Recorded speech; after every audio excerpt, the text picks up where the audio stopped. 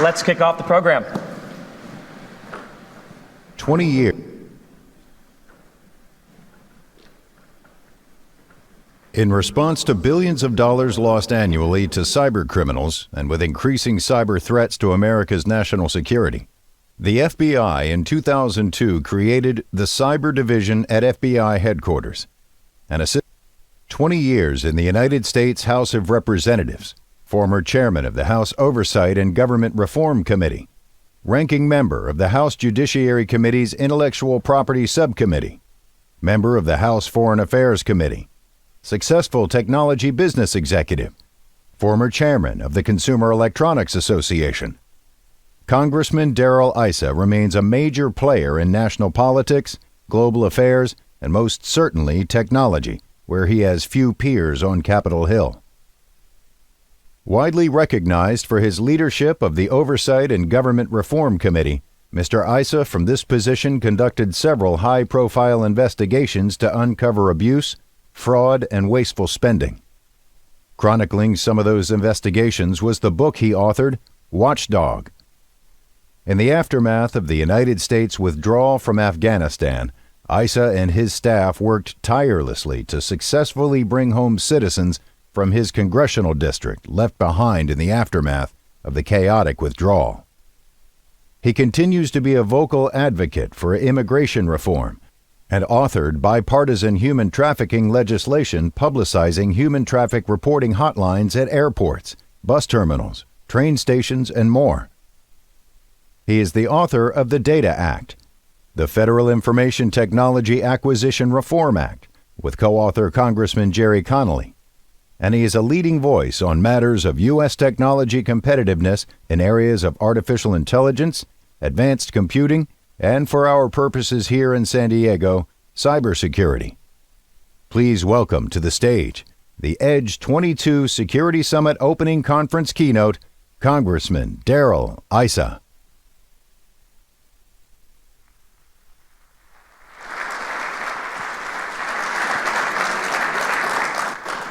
Before Congressman Issa speaks, I wanted to say first, thank you for being here, but I wanted to give a little personal note about some things. It referenced Afghanistan, but last September, Congressman Issa and his team worked till 3, 4 o'clock in the morning around the clock to bring back San Diegans who were stuck there and didn't get out on the plane, so thank you for that work.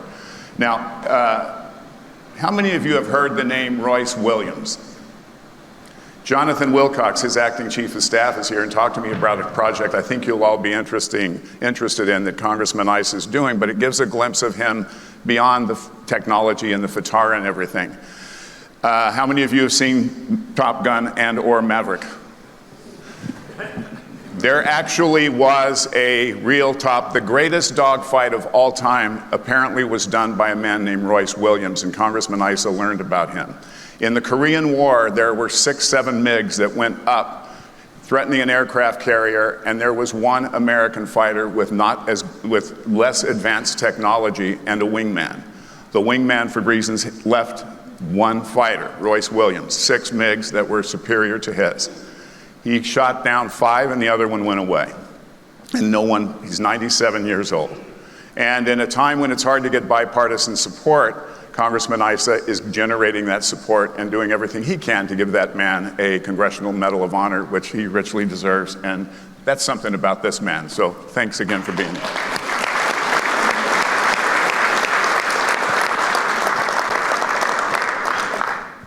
Don, thank you. Can everyone hear me okay? Okay. When he was talking, I could hear the amplifier. When I'm talking, I can't. So this is the magic of audio. I don't need my notes except to remind myself that my opening note is a picture of ISIS fighters in northeast Syria using a classic mortar and firing it using an iPad. War and technology have made the cross, and they can never cross back. So let's talk today, perhaps a little bit starting off with, and Don, thanks for teeing this up, with Royce Williams. More than half a century ago, there were superior fighters and inferior fighters. But at the end of the day, just for those who have seen the new Top Gun, The difference, more than anything else, were the tactics and the talents of those pilots. And it's the reason that we repeatedly outperformed our enemy through good tactics and training. That's the story of Top Gun. It's also the story of Royce Williams coming back with 250 bullet holes in his airplane, but coming back to a ship that was safe because he had killed or deterred all of the MiGs. One went home to tell, two started going home, but one didn't make it because it was shot up too bad. So one went home to tell the story of this crazy guy who just wouldn't quit attacking them. I'm sure the Soviets at that time thought about, well, do we claim it was a fleet of them that attacked us rather than one? I'm not sure what they said. They didn't declassify that part. But if you watch Top Gun, what you see is the story of having to turn off technology in order to fight a war. Now that seems pretty ridiculous. We put older planes and pilots fly in and no use of GPS. But for the first time in a generation, the military is now teaching how to navigate by star. They quit doing it until they realized that turning off the GPS system isn't a hypothetical, it happens every day. And that will be a tactic of the next war by one side, the other, or both. In Ukraine, we have seen the takedown of the communication systems, and we've seen multiple, including Elon Musk, we've seen multiple attempts to put it back up, and for now it's holding, so there's communication, but that could change at any time. So let's go back again and talk about this relative to ancient war, ancient by my standards. In World War II, everyone knows the number one line that we said, which was, loose lips sink ships.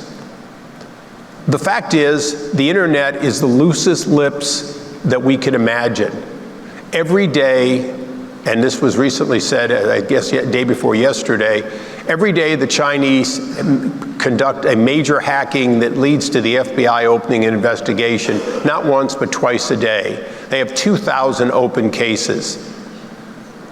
But the Chinese are just one of a relatively large group of actors, and we all know that. So your companies and our government have to do a better job of, quote, not having loose lips. But let's be candid. In World War II, yes, we told everyone at the shipyards not to talk about what ship they were working on or when it was sailing. We did everything we could to minimize the information going to then the Axis powers. But it wasn't enough. A few $100 torpedo could sink a ship, and ultimately they had to leave from a port, and that port was a defined port, and there were only so many trajectories. So at the end of the day, even if no one said anything, there was a path of interception. The internet is the same way. Every port, every location, every departure point is known by all the bad actors. For one reason, they're all invited to be on the same internet. At the end of the day, there truly is only one cloud. We can bifurcate it, we can trifurcate it, we can whatever way we want to claim it, but at the end of the day, communication is in fact a single cloud. So from a government standpoint, what do we need to do? Currently, counterterrorism is as stealth effectively as, to be honest, the bad actors are. That has to change. One of the challenges for Congress is we have to say, are we already in a Cold War? Yeah, we're in a Cold War. It's not even that cold. We're in a hot war. We're being attacked 2,000 times an hour by various actors. We're having major attacks by the Chinese, mining for information, opening 2 cases a day, according to the FBI, and they're just one of the bad actors. So what does that mean? It means the United States has to both independently and as part of a global effort, has to change the rules of engagement. In World War II, The way we won the war was we got supplies to Europe. The way we got supplies to Europe was we were as quiet as we could be about when our ships were sailing. We gave them an armament of ships that could defend them as best they could. They didn't succeed in every one.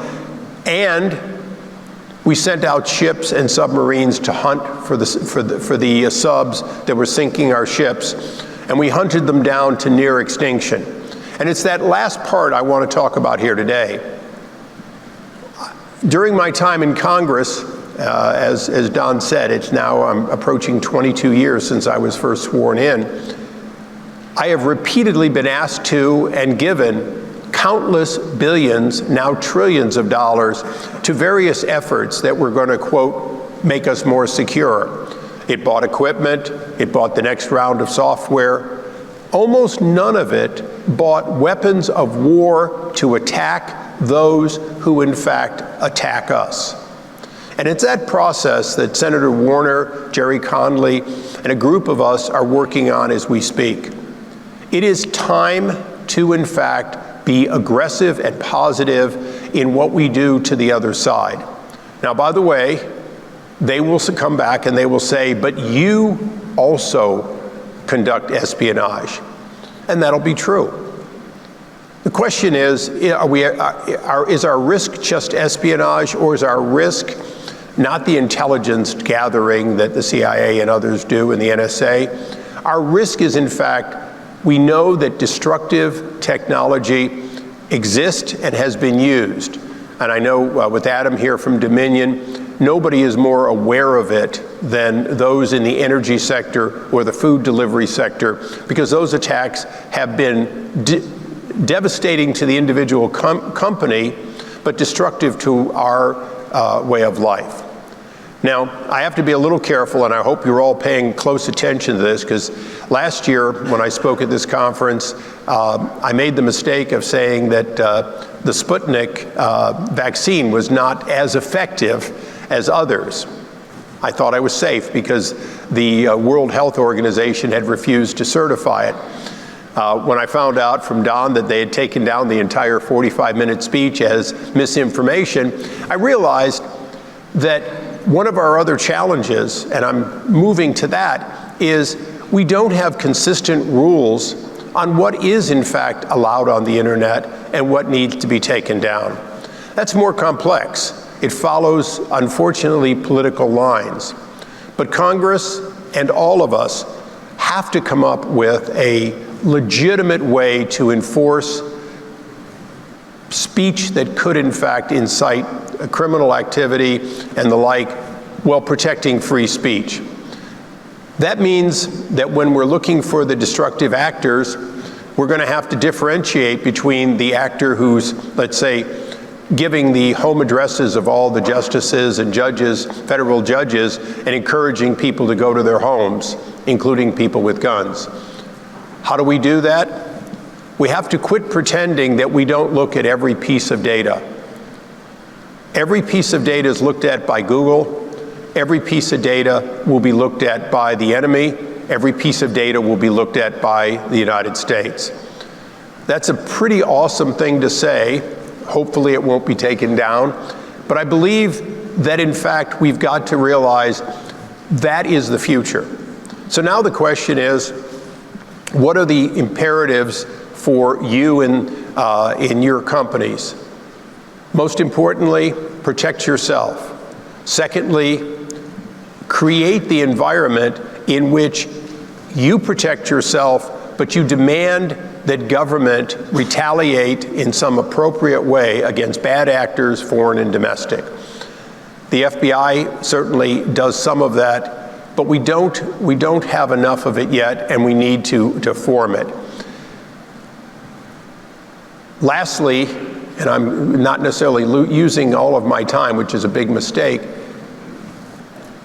we have to study, and this is the part that you all get to do every day, and those who raise their hands on Top Gun, you've begun the studying.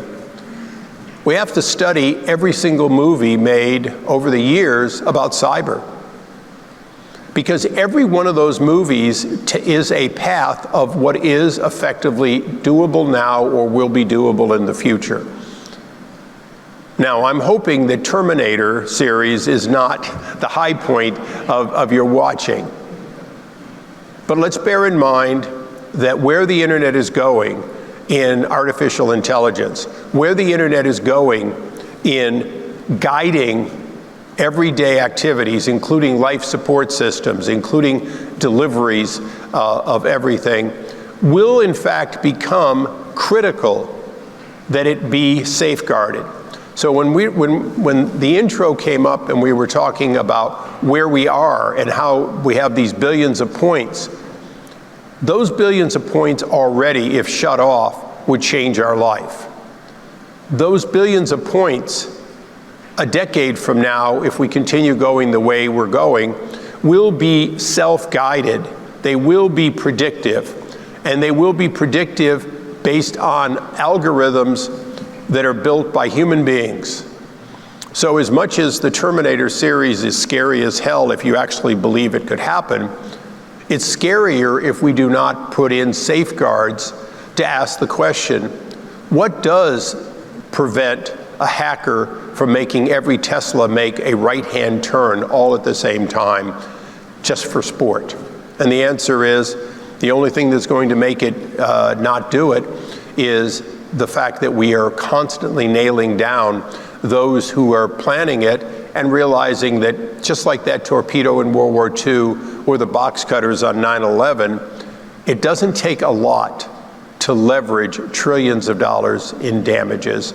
And that's where I think the government has to come into a role.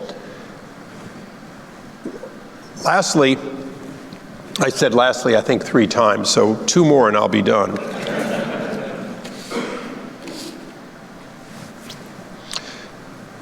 A decade ago, China demonstrated shooting down its own, or disabling and piecing up its own satellite, proving that overhead architecture could be gone in a matter of a millisecond.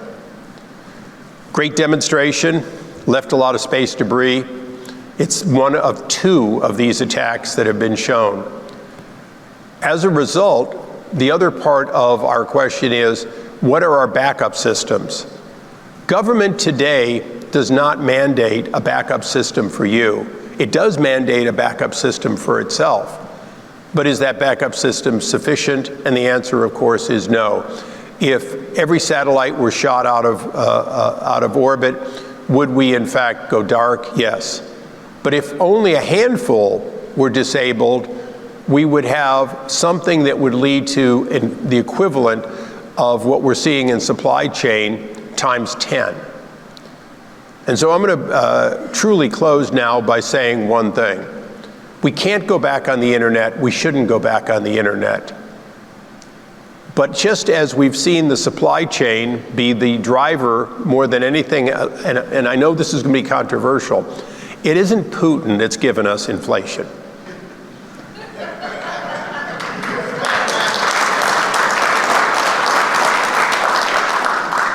But it's not President Biden alone either. Every one of your companies have seen the supply chain minor disruptions. What are those? Well, those are inefficiencies that were previously efficient. The internet has made us more efficient for now a generation. In that generation, we have grown to expect that we can avoid inflation while improving our quality of life by, in fact, leveraging this new form of energy. Hundreds of years ago, electricity and steam power and other forms of energy leveraged the man's human ability to lift. The internet now is making that next phase, which is leveraging mankind's ability to think and to act. But as a result, future innovation will in fact make us more efficient until it doesn't. And it's that last part I want to end with today. The inefficiency that has led to 8% inflation, small disruptions in various places in which things are made, inefficiency in loading and unloading ships. One thing being out, like chips, leading to cars sitting there waiting for a chip before they can deliver the car, or in some cases delivering a car and promising you a chip later. That is nothing as compared to what we would see if the internet went down for a few days. Because to bring it back up and to have the confidence in it and to begin moving would in fact lead to supply chain disruption that would go on for months or years. So just as COVID-19 has cost tens of trillions of dollars and is still costing every consumer and every company as we speak countless dollars. When I say countless, I can count to 1 trillion apparently, but I can't count to the number of trillions that we will experience in lost opportunity because of one virus. So the virus we have to protect against is in fact the virus that we don't know where it is, we don't know who's going to use it. But I'm going to close by saying today the message is you have to keep doing what you're doing. This conference is a good part of it. But for all of us who have the power to change the trajectory of the federal government, you know, we formed a new space branch of the Department of Defense. Have we really formed the new organization we need? Is it about space, or is it about the cloud? Should we in fact have had the cloud warfare division? Some group that would in fact look at both defense and offense, develop the weapons, test them, and deploy them based on a set of rules that unfortunately the Geneva Convention, the Hague Protocols, and the like do not prevent. And we cannot do this without our allies, but let's remember one thing. The Ukrainians were promised by the British, the United States, Belarus, and Russia that they would be defended against invasion if they'd give back their nukes. So my closing remark is, we cannot give back our nukes. We have not yet developed our nukes. The nukes we need in cyber have not yet been developed, but they must be developed because we must have mutually assured destruction of our enemies and the ability, like Star Wars, to stop an incoming weapon from hurting our economy. Those have not been developed, and your government has an obligation to do it. So I'm going to pile that on top of everything you're thinking about as we speak. And Don, get me out of here, because I really have delivered my message, which is you do what you need to do. Congress owes you a lot that we haven't yet done. Thank you.